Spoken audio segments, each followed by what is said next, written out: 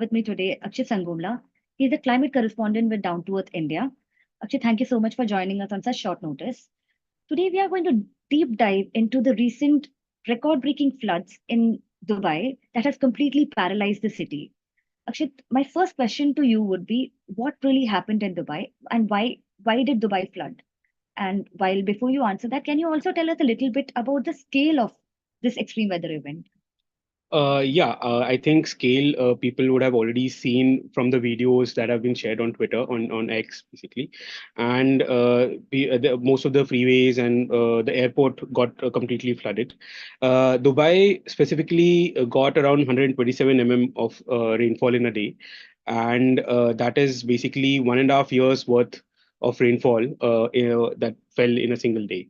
It was not just Dubai, rest of UAE, like Abu Dhabi and Sharjah also got a lot of rainfall. Oman, the other countries in the region like Oman, parts of Saudi Arabia, Bahrain also received a lot of rainfall. But UAE, the scale was extreme. Basically, Al Ain station that is there in UAE recorded around 254 of rainfall in a single day, which was basically the highest recorded rainfall in 75 years when records began. The records began in 1949, and this was the highest in this entire period. The reasons for why this rainfall happened there are a couple of reasons. The first reason is basically a massive anticyclone, which is currently there for the past few days, has been there over the entire Arabian Sea, right from the western coast of India, the Konkan coast of India, to the Middle East. So, usually, what anticyclones, it's important for us to understand what anticyclones are. They are large areas of high atmospheric pressure, where the winds start flowing in a downward direction. So within the anticyclone, it's like a heat dome, and the winds start flowing in the downward direction. They in a downward sinking motion, and they in this process they basically compress and heat up. And usually, anticyclones are associated with expansive heat waves over large areas and for long durations of time. There have been anticyclones and heat domes that have been associated with heat waves in Asia, in South Asia, also in Europe, in North America. So, but what happens is at the peripheries of these anticyclones, also there are certain conditions that are sometimes created which precipitate other kinds of extreme weather events like floods or storms. So what that is what exactly has happened here, and what has happened is basically anticyclones also act as blocking systems, as blocks where from through which other weather systems can't pass. And that basically creates these conditions at their peripheries, which basically cause storms and rainfall and such things.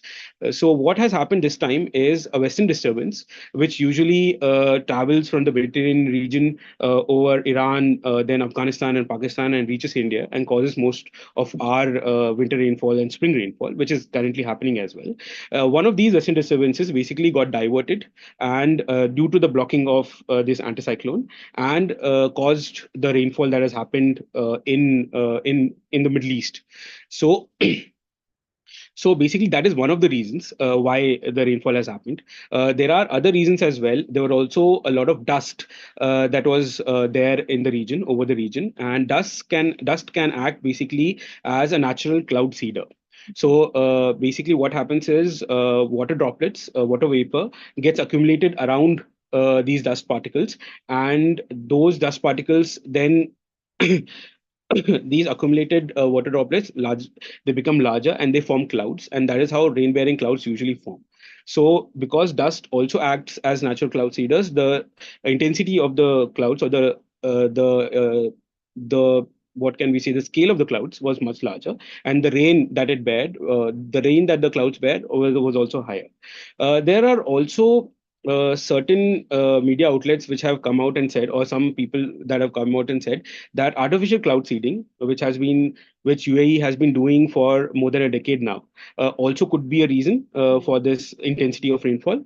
And they have conducted, the National Center of Meteorology of UAE has conducted some cloud seeding operations since Monday. But there are other scientists, other climate scientists, especially from the University of Reading, who have gone ahead and said that the kind of intensity of rainfall that was seen in this particular event can't be done only on the Completely basis agree. of natural cloud seeding, sorry, artificial cloud seeding. It might be one of the factors, but it can't be the only factor why this intensity of rainfall has been seen. Um, that brings me to the next question. Akshit, according to your recent article for Down to Earth, you have mentioned that this Dubai flood has some relation to the sweltering heat that we felt in Mumbai in the last couple of days. Yes. How are they connected? So, as I have explained before, the anticyclone is what connects the Dubai floods to what has happened in Mumbai. In Mumbai, over I think April 15 and 16, both days have been extremely hot. The temperatures have gone down today, but the past 2 days have been past two to 3 days have been extremely hot for Mumbai. And the reason for that is the anticyclone itself, which basically starts from this region to the Middle East. And there are other reasons also for why the anticyclone basically caused this humid heat wave, and that is the increased moisture levels in the atmosphere. And this was basically because of moisture pumping in from the Arabian Sea. The Arabian Sea, in the past a few years, a lot of climate scientists have said that has been warming much more than usual. In fact, Arabian Sea is having also more cyclones due to this warming, and that those moisture levels, increased moisture levels, also has basically added onto the temperature levels. So when there is more temperature, high temperature, and high humidity, basically the felt temperature of the human body increases. For the human body or for plants or animals, the felt temperature basically increases. And when this happens, the sweating of the human body also decreases because the air becomes more saturated. So when the sweating decreases, then the internal body temperature also increases, and that is why you feel hotter and hotter as these conditions are still there, still around. So this is what has happened in Mumbai, and one of the reasons for that is obviously the anticyclone and the moisture levels being very high. My final question to you, which is also the big question. How is climate change related to all of this? Yes. So climate change. So IPCC, the Intergovernmental Panel on Climate Change, came out with the assessment, the sixth assessment report in the past few years, and the assessment synthesis report was a couple of years old. Is a couple of years old, and in that they say that such extreme rainfall events are going to increase. They have predicted that the extreme rainfall events, especially of this scale, will increase in the future. So that is their prediction.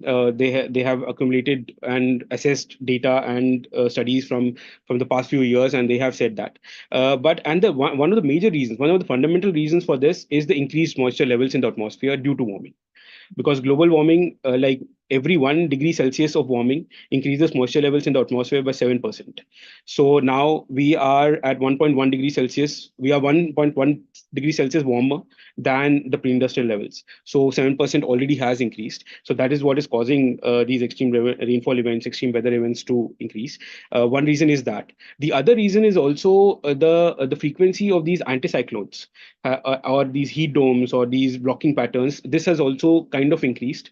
There is no a proper assessment of this as yet, but there are individual studies which say that frequency of such anticyclones has increased. For instance, even last year we saw this in Libya. In the case of Libya, when the Libya floods happened, along with that there were also floods in Spain and Portugal, and there was a heat wave in France and Italy. So all these different extreme weather events were connected by a single blocking omega blocking pattern. So such events are going to increase in the Over future over time, due to warming, due to climate change, due to what is happening in the Arctic. That is one of the reasons. But there's an active area of research. Lot more research is required for us to know that exactly what is happening and how all these different events all around the world are connected. Right. Thank you so much, Akshat. If you want to check out the article, please log on to downtoearth.org and you'll be able to find the article. Thank you so much for listening. We'll be back soon with another live chat. Bye bye.